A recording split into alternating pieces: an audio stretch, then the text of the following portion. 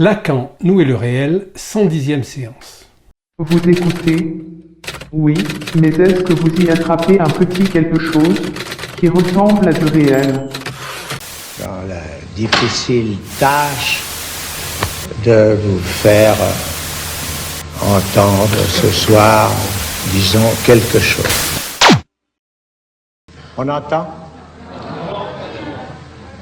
On n'entend pas. Et comme ça, entend-on. Ça va? Nous allons continuer à explorer ce champ de l'angoisse et je vous ai promis que nous allions passer au moins 1 an là-dessus.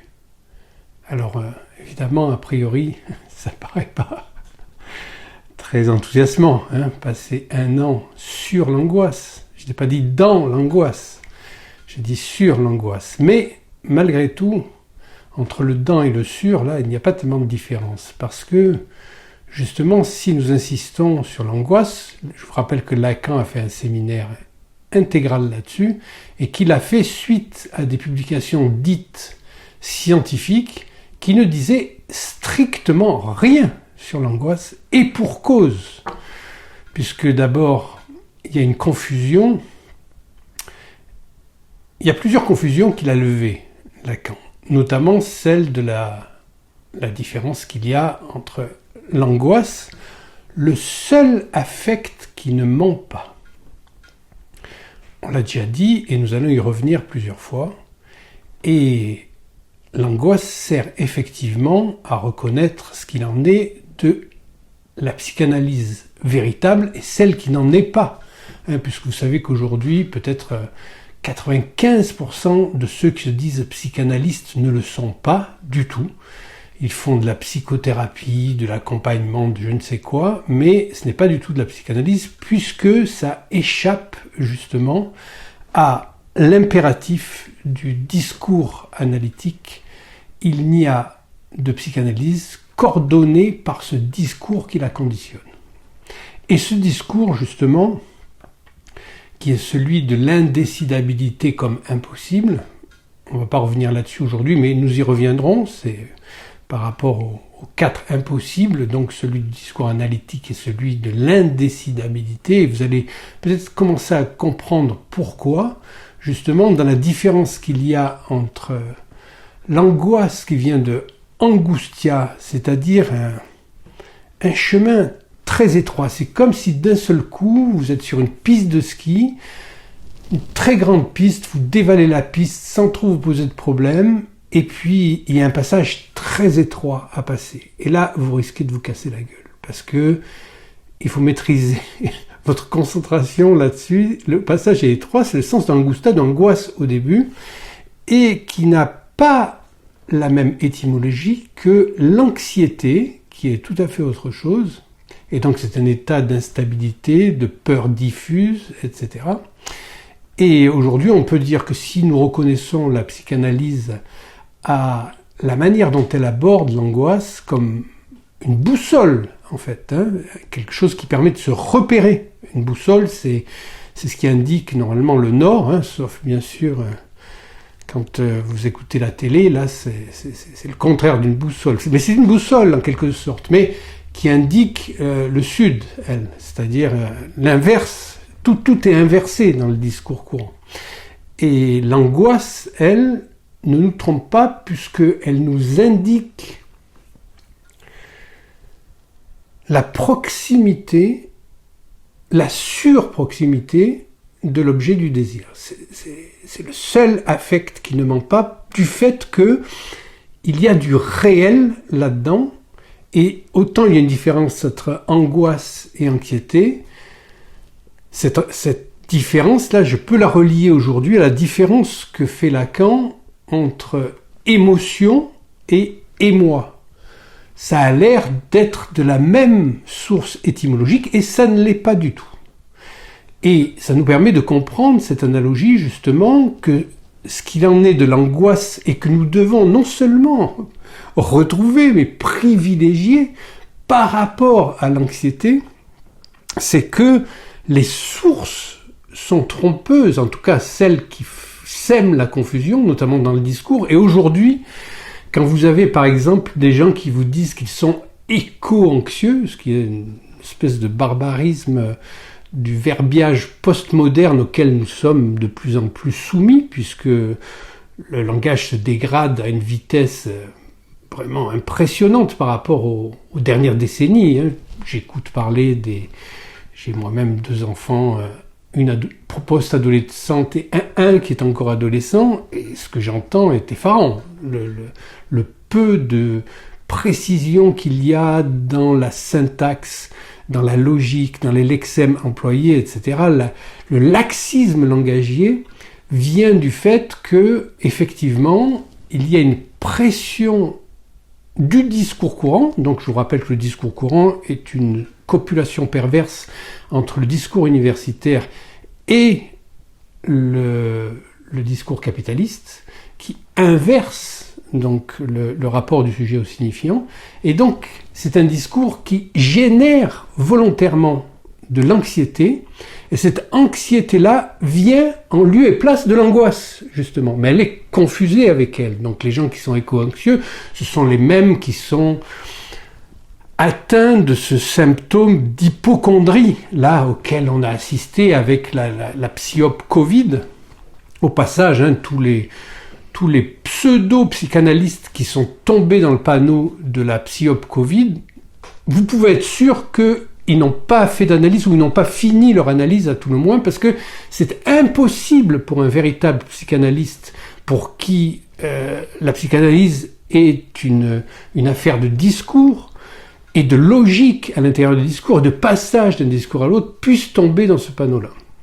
Donc, les peurs qui sont animées par la société, qui sont l'écologie, donc le climatisme qui va avec, vous avez vu que nous avons là en ce moment une nouvelle vague de canicules froides, puisque là, après 5 jours d'un mois de juin qui commence à peine à poindre avec l'été, après 6 mois de froid, tout de suite l'alerte canicule. En Corse on rigole parce que ils congognent, ils disent déjà la sécheresse menace, il n'a jamais plu autant en Corse que depuis les 6 derniers mois.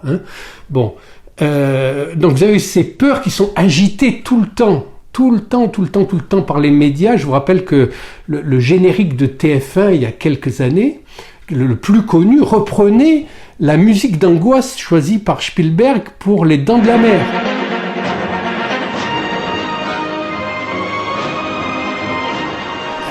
Une menace gigantesque, monstrueuse, contre laquelle on ne peut rien, qui va vous happer. Donc ça, cette anxiété-là qui vous est distribuée chaque jour, la peur de la maladie, la peur du climat, la peur de tout, est fait pour vous tenir en aliénation à ce discours, puisque la peur est une jouissance, et vous empêche justement, paradoxalement, de vous reconnecter à l'angoisse véritable, qui est cet affect qui ne nous trompe pas, parce qu'il a plusieurs manières de fonctionner. Alors mais il a une seule finalité, bien sûr. Sa finalité, c'est tout simplement de mettre en rapport l'objet cause du désir, qui est l'objet petit a, avec le sujet.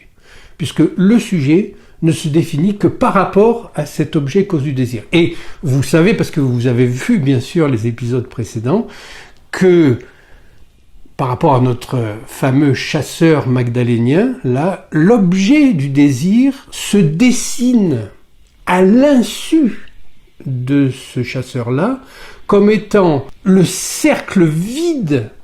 C'est ça l'objet petit a, c'est un cercle vide autour duquel se constitue le sujet par rapport aux demandes qui elles-mêmes constituent des cercles pleins. Et on a vu que dans cet écart-là, vous aviez déjà le passage du stade, disons, scopique, du stade spéculaire, où l'enfant se reconnaît lui-même dans le miroir, au lieu même où se joue réellement l'apparition de son sujet, c'est-à-dire sur l'autre scène, la scène de l'autre. L'autre scène, c'est la scène de l'autre, la scène du signifiant, où justement l'image s'absente. C'est-à-dire qu'à la place du bouquet de fleurs dans le vase, il n'y a plus de bouquet de fleurs. Il y a un X, c'est-à-dire rien. Ce qui veut dire que l'angoisse qu'elle met en scène, c'est que au cœur même de notre subjectivité, je vous rappelle que la subjectivité en psychanalyse, ce n'est pas le sujet, mais la subjectivité, donc qui va donner la naissance du moi, qui est par cette identification au miroir, va laisser quelque chose de vide, un point creux, à partir duquel tout s'organise. Vous savez que le vide est au centre de toute chose. Vous prenez un brin d'herbe, par exemple, eh bien, ça paraît plein, mais il y a une colonne de vide au milieu autour duquel s'agrègent les molécules. Donc, ce point-là, ce point vide, c'est pour nous l'objet du désir, et pour le sujet, bien sûr, nous l'avons vu la dernière fois, si le fantasme vient au lieu du désir, c'est tout simplement parce que dans le fantasme, c'est un récit, et dans le fantasme, le sujet se constitue lui-même comme objet du désir de l'autre. Donc, ce faisant, il le comble et l'angoisse disparaît, puisque l'angoisse, nous avons vu cette définition princeps chez Lacan, c'est la sensation du désir de l'autre. C'est-à-dire que ça va très loin, c'est très très lointain, mais dès bébé, nous avons cette sensation du désir de l'autre. Alors, évidemment, nous vivons dans une sorte de confusion originelle où l'autre, nous ne savons pas s'il est intérieur ou extérieur. Il y a une indifférenciation entre l'intérieur et l'extérieur, et petit à petit va se ménager progressivement pour l'enfant une articulation entre ce qui lui est intérieur et ce qui lui est extérieur. Pendant très longtemps, ce passage va rester flou, parce que notamment dans le rapport qu'il a à la mère, ou disons celle ou celui qui lui tient lieu de mère, c'est-à-dire quelqu'un qui d'où l'autre parle à travers lui, va lui demander quelque chose, en même temps que l'enfant demande quelque chose à cet autre-là, de l'ordre de l'origine du fantasme, qu'evoi, que suis-je comme objet? Qu'est-ce que tu veux? Ça veut dire, que suis-je comme objet et comment puis-je combler ce manque que tu es? Alors, pour Freud, donc, nous avons vu que l'angoisse de castration, le ROC, comme il appelle, c'est vraiment ce sur quoi bute l'analyse. En fin de cure, c'est ce qui est le plus difficile à passer. C'est effectivement de ne pas pouvoir arriver à une sorte de complétude. C'est-à-dire que nous sommes placés déjà sous le signe de l'incomplétude. L'incomplétude, c'est, comme par hasard, vous le savez, le signifiant de l'impossible qui détermine le discours du maître. C'est incomplet. Il y a quelque chose de l'ordre d'une perte, ça s'appelle perte dans le discours du maître, c'est-à-dire l'objet petit a disparaît. Donc il n'y a pas de fantasme, tout doit être en ordre, tout doit fonctionner. Et je vous rappelle que pour le logicien, donc, un système est soit incomplet et cohérent, ou complet et incohérent. Donc, incomplet jusqu'à maintenant, le discours du maître, que oui, on peut appeler le discours du monde. Le discours du maître, là, c'est la société dans laquelle on vit, c'était incomplet, on le savait bien. C'est-à-dire, bien sûr, il y a, que ce soit le chef de tribu, le seigneur, le roi, ou maintenant le gouvernement va donner une direction précise à quoi vous devez vous soumettre, mais vous savez que c'est pas tout. Vous savez que votre vérité réside ailleurs. Donc, il y a quelque chose de l'ordre d'un système incomplet, mais cohérent, ça se tient. C'est-à-dire qu'il y a des compensations qui se font par des décisions de justice, etc., de droit. Tandis qu'aujourd'hui, avec la survenue de de la maîtrise informatique. Je ne veux pas dire que ce sont les hommes qui maîtrisent l'informatique, je veux dire plutôt que c'est le calcul informatique qui maîtrise les hommes, donc avec ce souci d'exactitude et de ne rien laisser en reste. Tout doit être sous contrôle. Vous écoutez ce crétin, ce débile de Bill Gates, là, on se demande même comment on le laisse encore parler, mais en même temps, ça fait partie du système, puisque maintenant, dans le fantasme de la complétude absolue que représente un système informatique, vous savez que si un fichier vous manque un pixel, ça passe pas. Donc ça doit être complet. Dans ce fantasme de complétude-là, eh bien, c'est l'inconsistance qui règne. C'est-à-dire, plus rien ne tient, plus rien ne vaut. Et c'est pour ça que le levier de la peur est actionné en permanence. Là, ils viennent de choper, comment dire, langage très soutenu, des types qui sont arrivés avec des virus aux États-Unis, et ils sont en train donc d'essayer de créer des foyers pour maintenir la population sous contrôle, refaire ce qu'ils ont appelé des confinements, qui ne sont en vérité que des assignations à domicile, et des exercices de contrôle absolu de la population avec des punitions pour qui contreviendraient, etc. Donc c'est un fantasme total de complétude, ça, qui vient justement de cette copulation du discours universitaire avec le discours capitaliste. Vous savez que le discours du maître, je vous ai déjà un peu parlé la dernière fois, le discours du maître à l'ancienne, c'était pas ça. Un maître à l'ancienne, c'était quelqu'un qui, justement, lui, allait défier la mort, et donc, de ce fait-là, effectivement, il imposait son autorité et sa prévalence aux esclaves, puisque lui, il allait se confronter à l'impossible de la mort. Donc, à partir de là, il méritait, d'une certaine manière, d'être reconnu comme un maître, Tandis qu'aujourd'hui, les pseudo-maîtres d'aujourd'hui sont des pantins ridicules, dont je ne vais pas vous redonner les noms, mais en fait le plus, par exemple, misérablement pathétique, c'est un certain Harari, qui ressemble à une crevette chauve, et qui se prend lui-même pour un dieu. Donc c'est dire à quel point cette société est devenue inconsistante par son fantasme de complétude.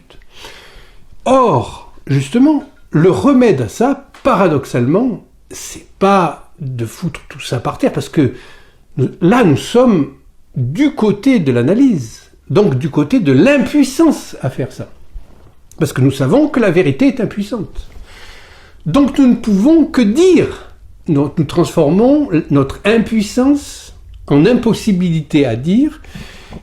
L'impossibilité à dire n'est pas liée à la censure qu'ils vont essayer d'imposer sur tous les médias comme ils le font régulièrement, avec cette espèce de président fantoche que nous avons, pathétiquement ridicule, de vouloir maintenant contrôler tout ce qui se dit partout, etc. Ça ne sert à rien, parce que de toute façon, la structure n'est pas faite pour ça, et le réel, c'est ce qui revient tout le temps à la même place.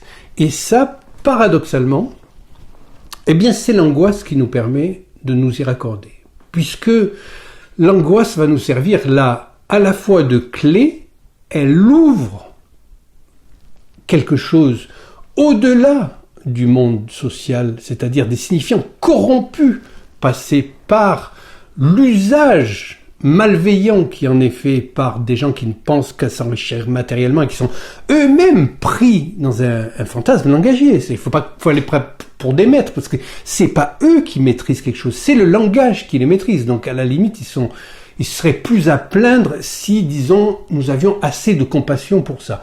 Mais le Christ nous a appris à ne pas avoir une passion démesurée, donc autant ne pas avoir de compassion pour ces gens-là. En tout cas, la clé que représente l'angoisse nous permet de saisir quelque chose de cet ordre-là et de nous donner peut-être un élan de courage pour nous confronter à notre angoisse. Puisque notre angoisse, elle est du côté de la façon dont, dans notre histoire, nous avons toujours aussi mis quelque chose comme une cause à notre mal-être qui vient masquer l'angoisse. Le désir En tant qu'il est désir de désir, c'est-à-dire tentation, c'est là qu'en son cœur, il nous ramène à cette angoisse dans sa fonction la plus originelle. L'angoisse au niveau de la castration représente l'autre si la rencontre du fléchissement de l'appareil nous donne ici l'objet sous la forme d'une carence. On a peur de s'y confronter parce que nous avons peur du vide. Ça se voit, la plupart des gens sont atteints du vertige. Je vous ai dit que si nous étions réellement dans notre désir, en fait, qu'on marche sur une planche de 1 mètre à 10 cm du sol ou à 10 mètres, nous ne devrions pas fléchir ou faillir, puisque nous sommes là où nous mettons le pied, pas dans notre imaginaire qui nous projette n'importe où. Nous sommes là où nous sommes, c'est-à-dire dans notre corps, dans notre pied, parce que nous y sommes réellement. Or, là où nous sommes malades, nous sommes malades du langage, de la manière, du mésusage que nous faisons des mots, de l'histoire et de l'imaginaire qui en résulte et qui fait que nous évitons de nous confronter à l'angoisse. Alors là, je vais vous convoquer régulièrement à cette angoisse-là parce qu'elle ne trompe pas. Elle ne trompe pas parce que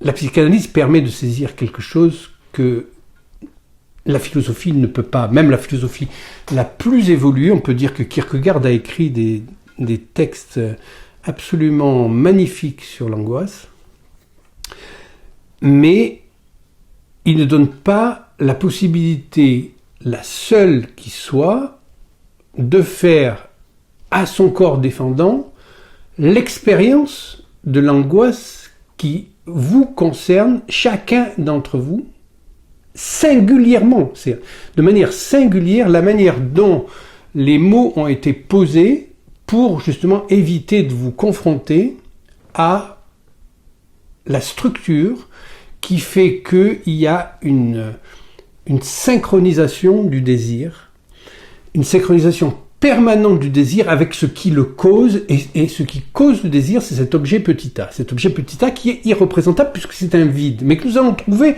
n'importe où pour nous échapper de cette convocation-là.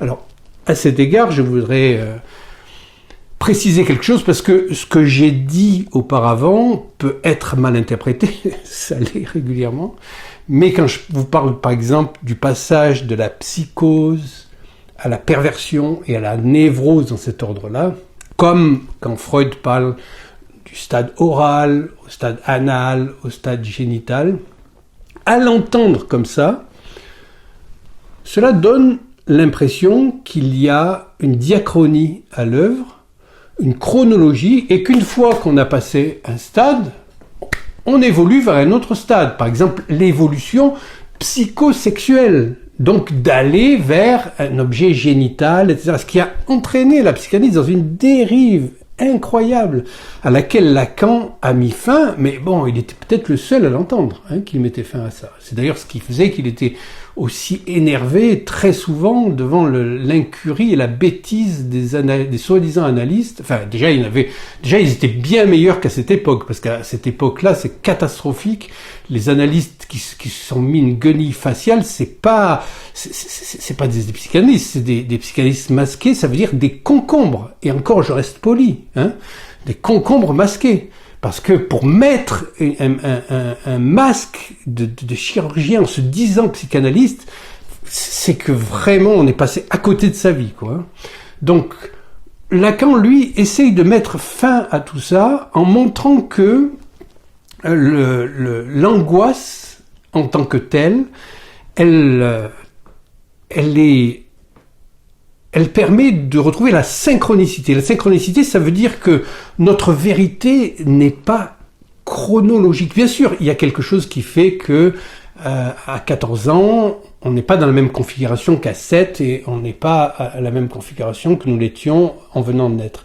Mais c'est pas là que se situe la vérité de la chose. La vérité de la chose se situe dans le fait que depuis Cro-Magnon, nous n'avons fait aucun progrès, c'est-à-dire que nous tournons toujours autour du même trou. Et donc ça veut dire ça, la synchronicité du désir. Donc ça veut dire que par exemple quand je vous dis que on passe de la névrose obsessionnelle à l'hystérie, qui était considérée comme une névrose il y a peu de temps, mais qui ne l'est plus depuis Lacan, puisque c'est devenu un discours. Donc c'est une position, justement, qui permet de situer le sujet dans la question. Comment, dans l'autre, dans le système symbolique, il se situe dans la question. Et il se situe dans la question en disant tout simplement pourquoi toi me dis-tu qui je dois être? Donc d'une certaine manière, cette remise en cause du discours du maître, je vous rappelle que le discours du maître, c'est plus aujourd'hui le discours du maître S1, flèche S2, qui évacue l'objet petit a et le sujet divisé à gauche qui est barré, c'est-à-dire qui au nom de quoi on parle mais qui est refoulé. Mais aujourd'hui, le discours du maître, c'est le discours des petits maîtres, des petits maîtres covidio-climatistes que nous avons partout en place, tous ces banquiers, tous ces pseudo-maîtres-là qui n'ont aucun courage, aucune structure et même aucune culture, et qui dominent le monde contemporain.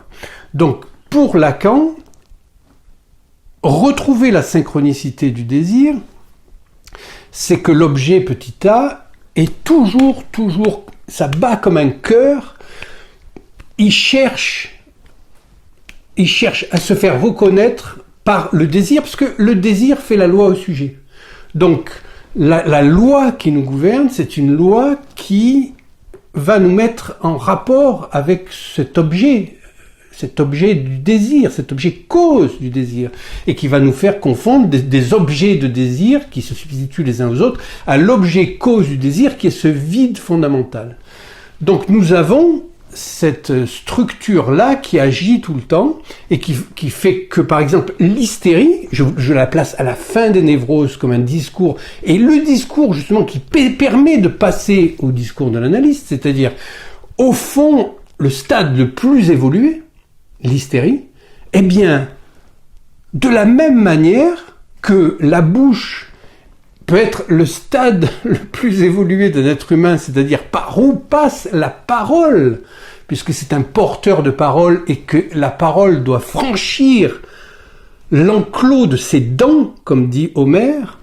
C'est pour ça que la psychanalyse existe, c'est pour que l'analysant puisse entendre la parole qui franchit l'enclos de ses dents, et qu'à partir de là, il sache qu'il parle, non pas pour communiquer, mais il parle pour apprendre à savoir ce qu'il dit. Donc nous sommes là dans une structure où l'hystérie, effectivement, apparaît comme le dernier stade d'évolution, où on hystérise le sujet pour qu'il parle en analyse et qu'il arrive à entendre quelque chose de ce qu'il dit, et pourtant, l'hystérie est à l'origine. Comme la bouche. La bouche qui vient juste à être bouchée au début par le téton ou son substitut, un objet qui vient prendre la place du téton et qui vient s'y substituer pour venir boucher le trou, eh bien, l'hystérie, de la même manière, elle a quelque chose à voir avec la psychose originelle et même la schizophrénie. C'est d'ailleurs comme ça que Freud a découvert la psychanalyse, c'est en écoutant les hystériques et en écoutant la vérité qu'elle disait et qu'elle ne savait pas qu'elle disait, qu'il a découvert donc cet Unbewusste, cet inconscient qui est porteur de toutes les promesses justement de notre libération. Mais cette libération ne peut pas être envisagée, bien sûr, sans l'angoisse, puisque l'angoisse, c'est le signal d'alerte. Alors, chez Freud, il est le signal d'alerte dans le troupeau. C'est-à-dire, il provient d'une libido refoulée. Je ne vais pas revenir là-dessus, parce que vous savez ça par cœur, mais d'une certaine manière, il y a un excès de libido qui n'est pas utilisable d'une certaine manière, et que le sujet refoule.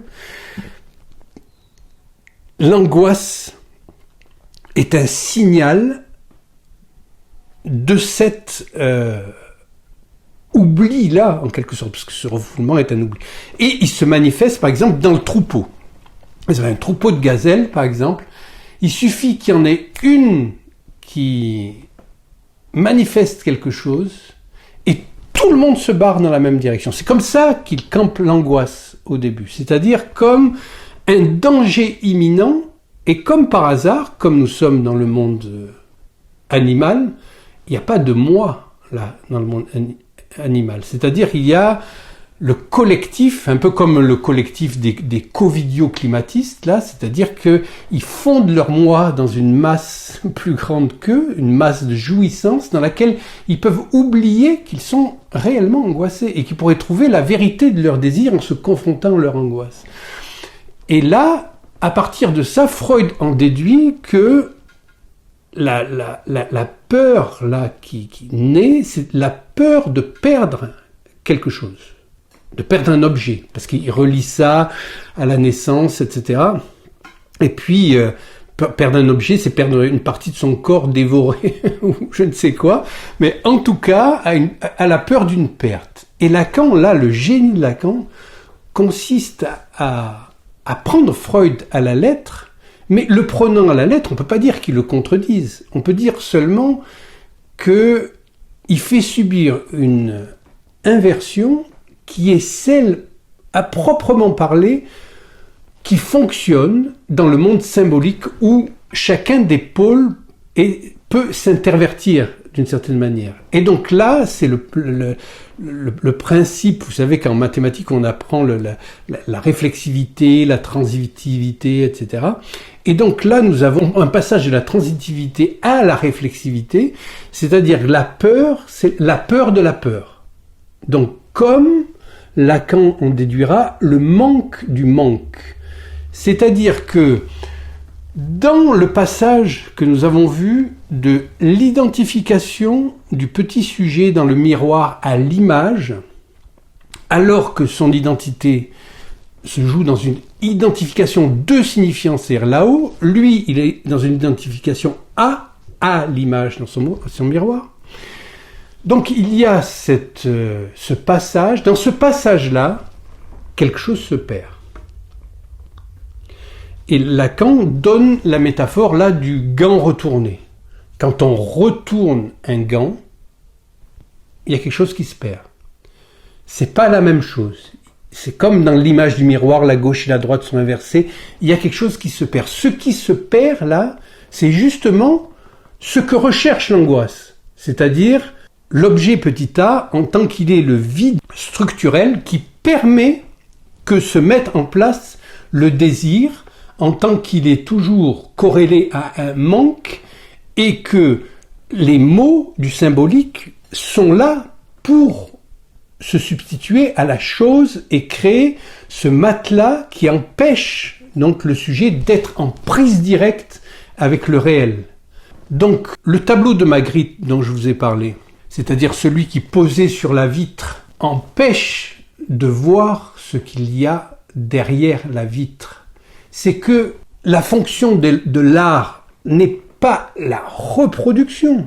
La fonction de l'art, c'est d'arriver à faire saisir à l'artiste lui-même, d'ailleurs qui en est l'auteur, que le réel ne saurait jamais se percevoir sans un voile. Il y a quelque chose devant. C'est impossible, c'est létal. Je vous ai déjà parlé de la phrase que reprend Bataille, ni le soleil ni la mort ne peuvent se regarder en face. D'une certaine manière, la chose elle-même, pour nous, elle est inconcevable, irregardable, irreprésentable, insymbolisable. Et c'est à partir de là que se crée donc cette tension avec le désir qui apparaît dès l'enfance sous la forme d'une loi. La loi, je vous l'ai dit, elle existe déjà chez le bébé, mais elle ne peut être manifestée qu'à partir de ce qu'on appelle l'âge de raison, vers 6-7 ans. Je vous ai parlé de ma fille qui m'a dit « Papa, pourquoi avant je faisais les choses sans me demander si c'est bien ou si c'est mal, et maintenant je suis obligé ». C'est-à-dire que c'est l'impératif catégorique kantien qu'il y a derrière, c'est-à-dire une loi qui apparaît. Cette loi-là, c'est rien d'autre que le désir. Donc, ce qui veut dire que il y a en nous quelque chose de l'ordre d'une instance tierce qui fait que le narcissisme même de l'enfant, le narcissisme sain, je parle, originel, c'est-à-dire que si un enfant n'arrive pas à s'aimer soi-même, il ne pourra pas aimer les autres, et s'il n'arrive pas à s'aimer soi-même, c'est qu'il n'arrive pas à être en accord avec la loi qui le dirige, c'est-à-dire l'autre déjà, qui est déjà en lui, qui est ce vide, on peut dire laryngé, à partir de quoi sa parole va pouvoir s'exprimer. Mais pour l'instant, il n'y a rien qui en sort. Mais il est déjà gouverné par cette loi-là qui se dira plus tard, donc il est déjà sous l'emprise du signifiant sans rien en savoir. Ensuite, vous savez les modalités, vous savez psychose, perversion, névrose, qui sont des modalités autour de ce ne rien savoir. C'est-à-dire, ne pas pouvoir savoir, c'est la psychose, parce que là, effectivement, il y aura eu le déficit d'un signifiant maître, c'est-à-dire le nom du père manque. Oui, je sais bien, mais quand même, c'est pas moi, c'est l'autre, ça c'est le pervers, et puis, je ne veux rien savoir, on a le névrosé. Mais ça apparaît qu'après, c'est-à-dire les modalités de ce rapport à la loi qui vont constituer les structures psychanalytiques à partir desquelles l'analyste peut intervenir. Donc sur l'ordre de ce rapport du sujet au savoir qui passe par le désir. Et donc si l'angoisse est à ce point une boussole, c'est parce que de temps en temps il faut revenir là, parce que nous sommes perdus dans l'océan des latouses, comme dit Lacan, c'est-à-dire des objets petits tas qui viennent miroiter, c'est pas ça, c'est pas ça, c'est pas ça, c'est pas ça, on passe d'objet en objet et de n'importe quel type de représentation de cet objet petit tas à une dérive sans fin, alors qu'il s'agit de revenir donc et d'assumer cette angoisse. Et bien sûr, c'est là où la société intervient en disant « Mais non, c'est pas de l'angoisse, c'est de l'anxiété. Et vous avez raison d'être anxieux parce que c'est la vérité, c'est qu'il y a des pandémies mortelles. » Alors que au Moyen-Âge, il n'y avait aucune hygiène, aucun soin, etc. Et c'était déjà rare, mais maintenant, c'est absolument du calcul, ça n'a rien à voir. C'est pareil pour la pseudo-science du climat qui devrait être risible. Et tout le reste de ce qui vous est annoncé pour opacifier votre rapport à l'angoisse. Privilégiez l'angoisse, la vraie angoisse, parce qu'elle, c'est la seule qui ne vous trompe pas, contrairement à un présentateur télé ou à un agent du GIEC qui, lui, vous trompe tout le temps. Comme un politique, un médecin télé ou des choses comme ça, ce sont des gens qui vous trompent tout le temps parce que ils ne savent même pas qu'ils se trompent eux-mêmes tout le temps, parce que eux, ils pensent qu'ils sont au-dessus, qu'ils sont au-delà de ça. Ils croient que ce sont eux les maîtres du langage, alors que l'angoisse est là pour nous dire que justement, le sujet lui-même naît du signifiant. C'est-à-dire, il apparaît au sein même de l'autre, donc au-delà d'une image ou en deçà, et en tout cas, le trou, le manque, la perte qu'il y a, eh bien, il ne peut pas la combler, jamais. Donc, pour Freud, l'angoisse, c'est un signal qui vient du moi comme identité fictive qui réagit face à la peur de la castration, la peur d'être coupé du monde, en quelque sorte. Et pour Lacan, qui lui a travaillé grâce à Imaginaire symbolique réel, il va préciser ça, et en disant, mais non, c'est la peur de la peur, en fait. C'est-à-dire que si nous nous conjoignons à l'objet du désir, nous comblerions l'autre. Mais vous savez, il y a deux drames dans la vie. Obtenir ce que vous désirez et ne pas obtenir ce que vous désirez. Mais sauf que le plus grave, c'est pas celui qu'on croit. C'est obtenir, parce que ça c'est la peur. La vie s'arrête. Si l'autre ne fonctionne plus, parce que la loi y est toujours en nous. Donc si nous arrivions à devenir l'objet qui manque à l'autre et qu'on le comble, que l'autre n'ait plus de trou, il n'y a plus de désir. S'il n'y a plus de désir, il n'y a plus de vie. C'est pour ça que ce à quoi le sujet tient le plus, sans le savoir et sans vouloir le savoir, c'est son désir. Et pourtant, il fait tout pour l'éviter, en se noyant dans l'imaginaire de représentation à la poursuite des objets petit a les plus délirants les uns que les autres, à se perdre dans les discours, alors que seul le recours à l'angoisse en tant qu'elle est cet affect-là, qui justement n'est pas à confondre avec l'émoi. Alors Lacan, pour développer cette différence entre l'émotion, qui est de l'ordre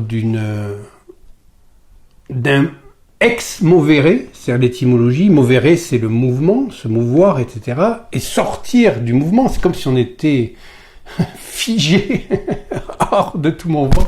Tout s'arrête parce que la peur nous paralyse en quelque sorte. Donc, et l'émoi, c'est tout à fait autre chose. Donc le verbe esmoyer, c'est une étymologie très différente qui concerne justement l'un des stades que Lacan repère dans le petit traité de Freud qui s'appelle Inhibition, symptômes, angoisse. Donc esmoyer, ça vient de ex magare, qui veut dire sortir de la puissance, ça veut dire l'illusion de la maîtrise que nous avons de notre vie.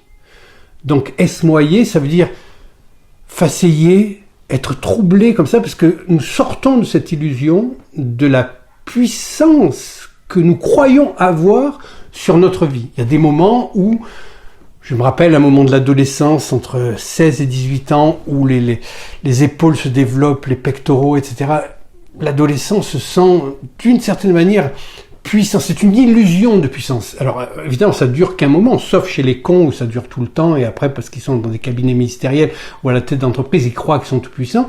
Mais sinon, chez les gens intelligents, donc, ça passe.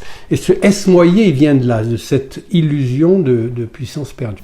Cette référence à l'émoi, et dès lors, ce par quoi l'angoisse, tout en y étant lié, n'en dépend pas, mais au contraire le détermine, cet émoi. Comment fonctionnent ces différents empêchements, tout en sachant que certains empêchements masquent d'autres empêchements? Et puis, il y a des inversions. Par exemple, l'exemple du petit Hans et sa phobie. La phobie est une des formes, disons, de la névrose de base. Hein. Mais nous croyons que la phobie d'un objet, par exemple, il y en a qui ont peur des araignées ou je ne sais quoi, ou toutes sortes de phobies, eh bien, ils pensent que l'objet, c'est ça qui cause la phobie. Mais non. C'est-à-dire que c'est le sujet qui crée cet objet-là pour boucher l'angoisse. Comme dans l'histoire du loup. Hein, le loup, la bergère et la petite chaussure de la bergère, donc le fétichisme. Donc le loup, en fait, nous croyons que nous avons peur du loup, mais non, nous avons peur de nous confronter à notre angoisse, parce que nous avons peur d'être aspirés par le vide, c'est-à-dire de perdre ce qui nous rassure dans le monde symbolique, c'est-à-dire toutes les histoires que nous nous racontons, l'historiole, comme dit Lacan, et en fait, nous devons aller au-delà de ça, parce que sinon, nous allons prendre, disons, c'est même pas des vessies pour des lanternes, c'est-à-dire que nous inversons les choses. C'est-à-dire que l'alali du loup, c'est une expression de Lacan qui est très belle quand même, l'alali du loup. L'alali, je vous rappelle, dans la chasse à courre, c'est le moment où la bête qui est chassée doit être abattue et elle est à l'article de la mort, en quelque sorte, c'est son alali. L'alali du loup, c'est la manière dont il parle du psychanalyste qui est un chasseur, en vérité. C'est-à-dire que c'est pour ça que la psychanalyse a quelque chose de l'art et de la cinégétique comme premier art dont je vous ai parlé, c'est-à-dire l'art de la chasse. C'est l'art de retrouver les traces du signifiant, et on croit qu'on suit une trace, en vérité, nous suivons d'autres traces et nous sommes nous-mêmes suivis, c'est-à-dire que nous sommes nous-mêmes de chasseurs, être passés à chasser. Donc nous nous sommes perdus, égarés dans le monde du langage et il s'agit de revenir par la psychanalyse qui est une clinique du discours, donc je vous le rappelle, et un discours puisque c'est à partir seulement de ce discours que la psychanalyse opère. La psychanalyse n'opère que du discours qui la conditionne. C'est-à-dire un psychanalyste qui ne sait pas qu'il est en position d'objet petit a à n'en faire que le semblant. C'est pas tout simplement pas un psychanalyste, c'est un psychothérapeute. Enfin, il y en a qui font des tas de trucs. On s'en fout à la limite. Le tout, c'est que ils nous fassent pas croire qu'ils sont les héritiers de Freud et de Lacan, à les citer tout le temps et à faire croire que c'est de là qu'ils parlent. Pas du tout, c'est pas de là qu'ils parlent, parce que comme dit Lacan, faites comme moi, mais ne m'imitez pas. Donc, faire comme lui, ça veut dire passer par tous les signifiants par lesquels il est passé. Donc, à partir de là, effectivement, si vous y avez mis de votre peau jusqu'au bout, vous pouvez plus être dupe de ces choses-là. Et donc, vous pouvez plus prendre le loup pour l'objet de la phobie. C'est-à-dire que le loup, justement, il est là pour cacher l'objet cause du désir qu'il y a derrière. Donc on a peur du loup. Et comme l'explique avec beaucoup d'humour Freud, il n'y a jamais eu autant de phobie du tigre qu'à Londres où il n'y a aucun tigre. Hein ? Donc on voit bien que c'est sur le plan psychique que tout se joue. Et dès que nous oublions que nous sommes les sujets du signifiant, en tant que nous sommes les porteurs de la parole, eh bien, nous ne pouvons pas résoudre quoi que ce soit dans notre existence. Alors, qu'est-ce qui se passe quand nous ne résolvons rien ? Eh bien, ça se transmet sur les générations d'après. Chacun de nous est inscrit dans 3 générations. C'est pour ça que, même quand vous faites le travail, il y a des choses qui résistent. Vous savez que Freud est mort d'un cancer de la mâchoire, que Lacan est mort d'un cancer des intestins, etc. Parce que malgré le travail, il n'y a aucune garantie de quoi que ce soit. Donc tous ceux qui vous offrent des garanties, oui mais là c'est garanti, etc., vous pouvez être sûr qu'il n'y a aucune garantie. Depuis le Christ et son fameux Eli Eli lama sabachthani, ça veut dire il n'y a aucune garantie.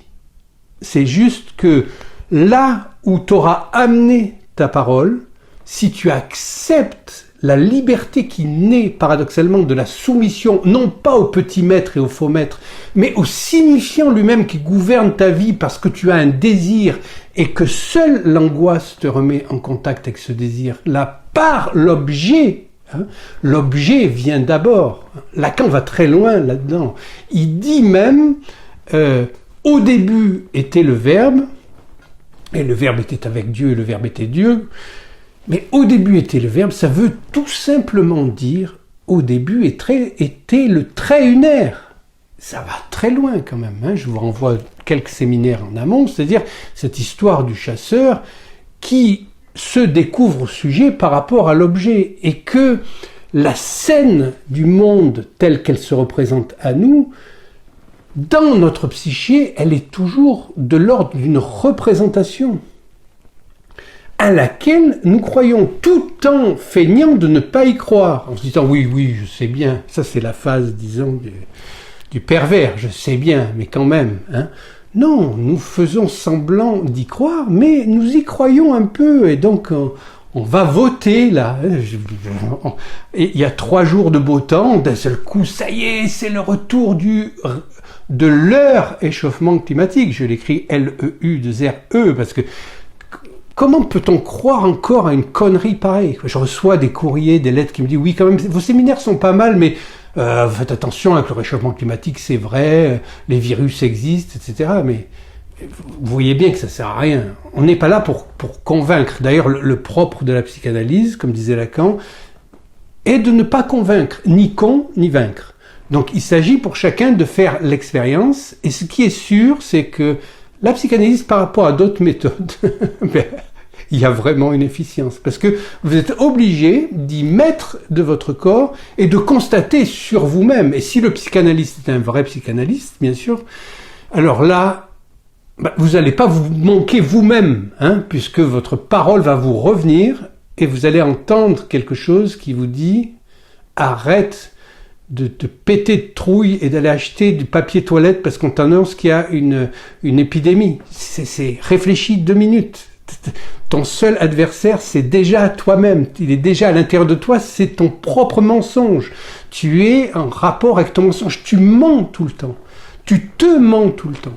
Donc, essaye d'entendre au moins le petit grain de vérité qu'il y a dans ce mensonge-là. Eh bien voilà, l'angoisse, c'est à ça que ça sert. Ça sert à ne pas perdre la boussole et à savoir que derrière l'apparence de l'évolution, qu'on appelle aujourd'hui progrès, encore mieux progressisme, hein, il n'y a zéro progrès pour l'être humain, puisque pour l'être humain, il ne saurait y avoir de progrès que symbolique, c'est-à-dire dans sa capacité à saisir l'instant présent du monde et le porter à la parole pour entendre dans cette expérience-là la manière dont son sujet se signifie uniquement des signifiants que le signifie lui et personne d'autre, et qu'il ne tient que sur ça. Tout le reste s'effondre. Hein. C'est ça aussi la destitution subjective. Un épisode de destitution subjective vécu, c'est quand les signifiants ne tiennent plus. Alors c'est un passage très délicat, c'est là où l'analyste doit être fort, parce que l'analysant, lui, il ne peut plus faire la différence entre ce qu'il rêve, ce qu'il vit, les choses se superposent, il y a des mots qui viennent, il ne sait plus si c'est du rêve, de la réalité, il n'y a plus rien qui tient. Et donc ça ressemble à l'angoisse, parce que ça en est. C'est-à-dire l'angoisse reprend sa place originelle, là, de boussole, qui lui fait reconnecter l'objet de désir originel, c'est-à-dire ce vide originel par lequel nous sommes, hein, entre guillemets, entre parenthèses, je voulais dire, donc entre parenthèses, le lieu du désir, le vagin comme lieu du désir, c'est quand même le lieu le plus énervé du monde chez l'être humain. C'est-à-dire que, vous savez que dans un vagin, vous pouvez verser de l'eau bouillante sans qu'il ne se passe rien, alors que les moindres muqueuses autres vous feraient pousser des cris terribles et se contracteraient, etc. Il n'y a aucun nerf là-dedans, rien. Donc ça c'est pour exemplifier aussi dans la maturation, soi-disant les femmes devraient d'abord être clitoridiennes, bien sûr, mais après vaginales, mais ça n'a rien de physiologique. Ça n'a rien de l'ordre d'un ordre inscrit avec quelque chose qui était au début, quelque chose qui sera à la fin. Non, il y a toujours cette synchronicité autour du vide, de cet objet petit a vide autour duquel le sujet n'arrête pas de tourner et qui convoque sa parole. Et donc, c'est par l'innervation progressive de la zone du clitoris vers le vagin que la femme peut éprouver des orgasmes vaginaux.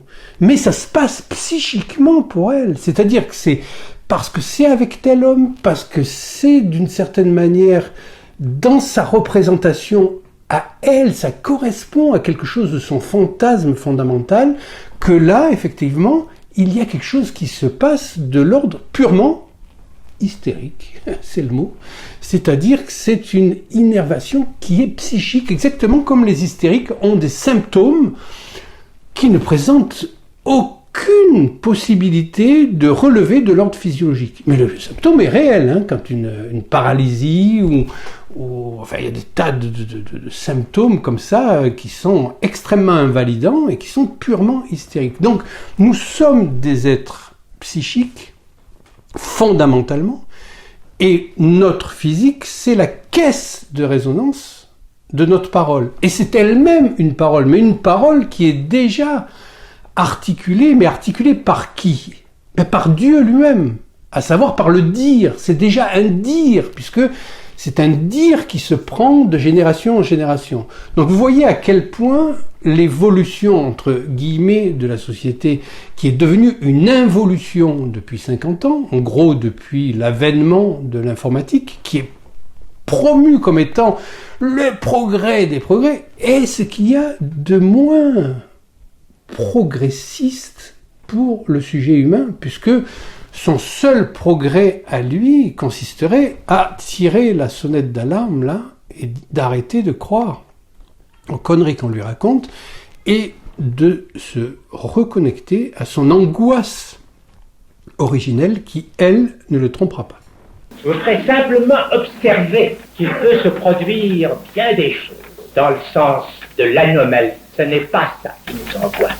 Mais si tout d'un coup vient à manquer toute norme, c'est-à-dire ce qui fait l'anomalie, c'est-à-dire ce qui fait le manque, car la norme est corrélative de Dieu, si tout d'un coup ça ne manque pas, et croyez-moi, essayez d'appliquer ça à bien des choses, c'est à ce moment-là que commence l'angoisse.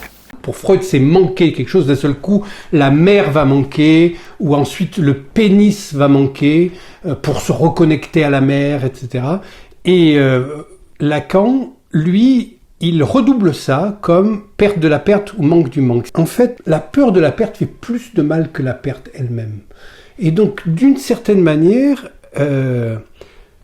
la présence d'un objet, j'en ai un peu parlé dans le séminaire précédent, c'est-à-dire le Unheimlich ne peut être qu'un Heimlich, puisque dans sa structure même, le Un qui est privatif, il nie le Heimlich. Heimlich, ça veut dire de la maison, de la patrie, de là où je suis.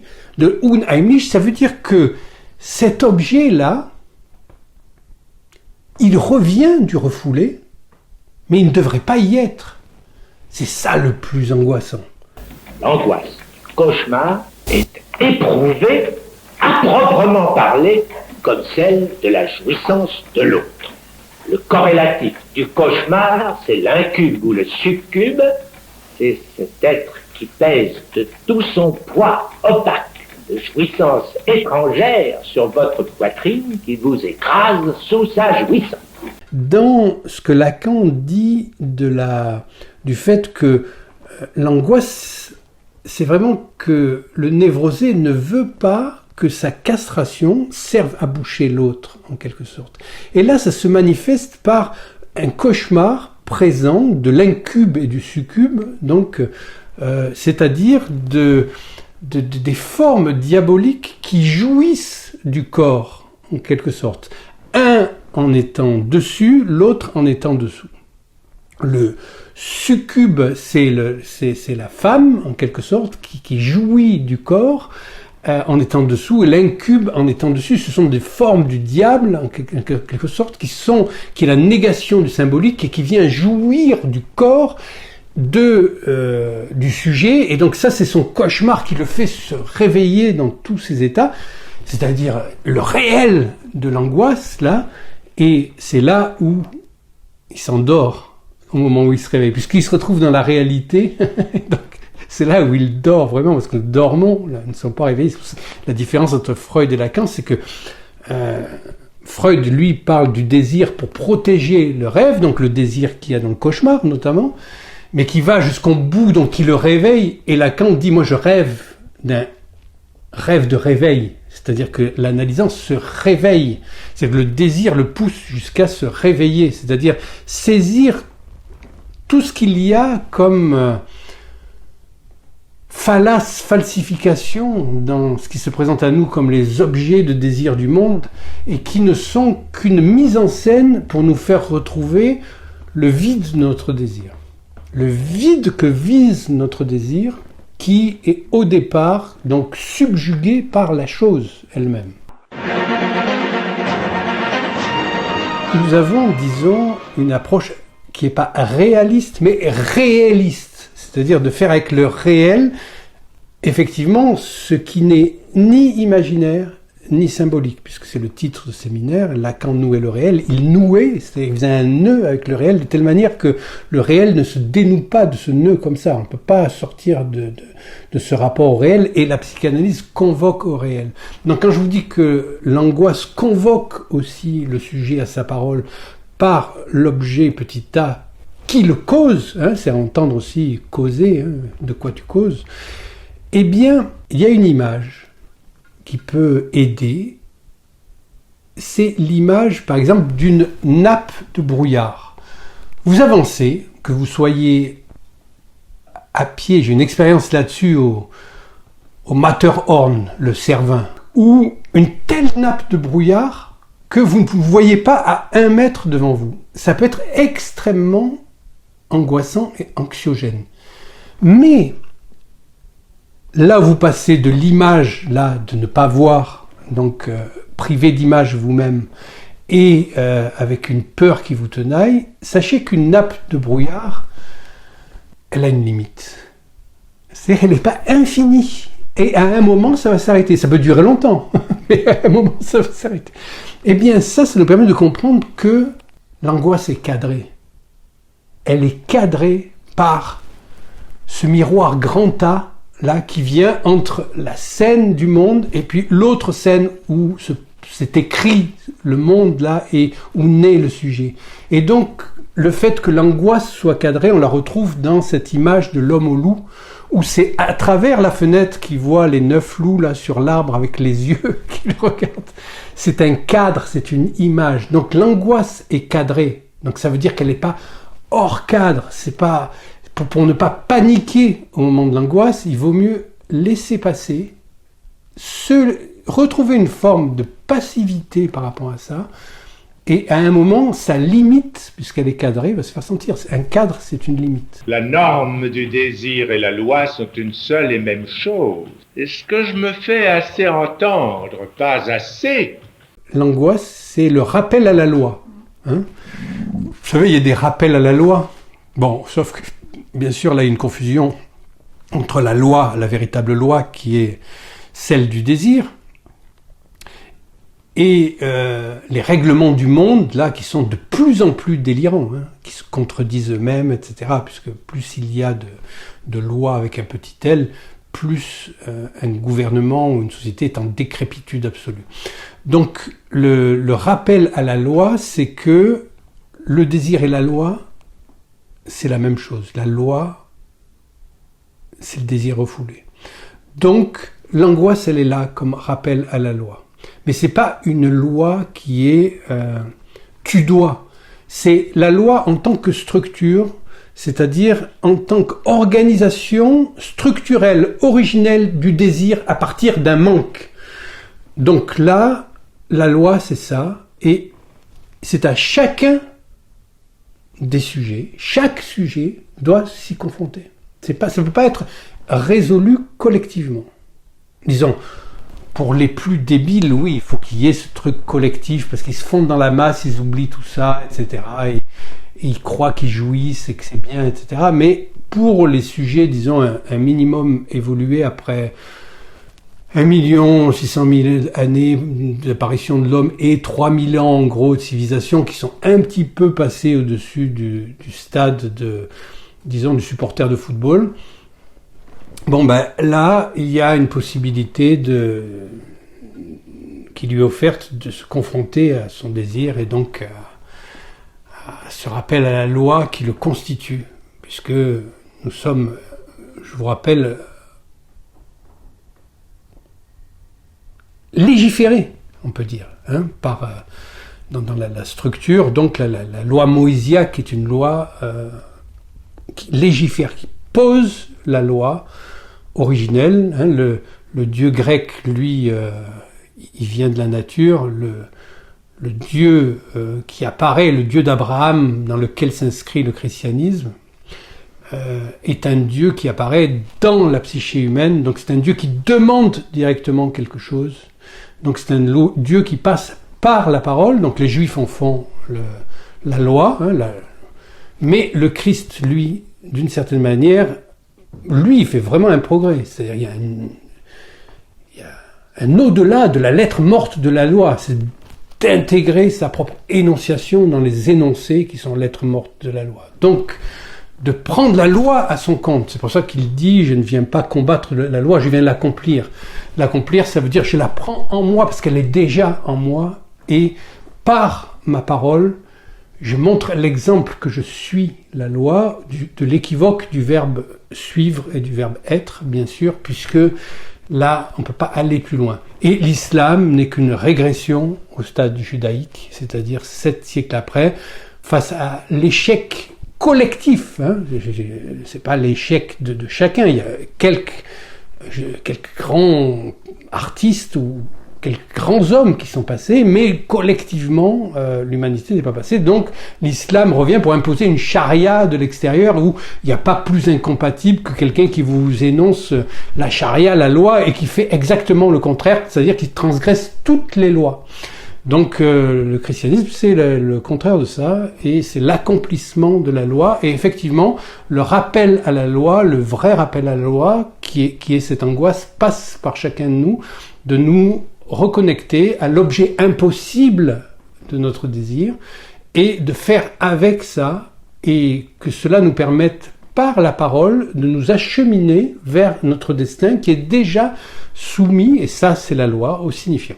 La loi, c'est que le sujet est soumis au signifiant, contrairement à ce que fait croire le discours capitaliste, qui gouverne tout, tous les avatars, le féminisme, le climatisme, toutes ces conneries-là, l'antiracisme, toute cette merde-là, sont des avatars du discours capitaliste, c'est-à-dire du refus de l'assomption que le sujet est soumis à la loi du signifiant.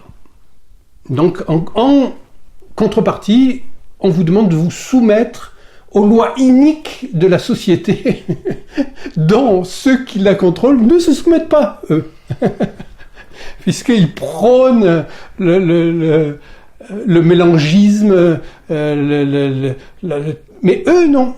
Pour eux, ça vaut pas. Eux, ils restent, bien sûr, ceux qui contrôlent et qui dirigent l'avenir de l'humanité. Donc, face à cette forfanterie-là, donc, bien sûr, c'est bien plus sain de préférer l'angoisse. Donc, réconcilions-nous avec l'angoisse, qui est cet affect qui ne trompe pas. Il y a quelque chose à faire avec l'angoisse.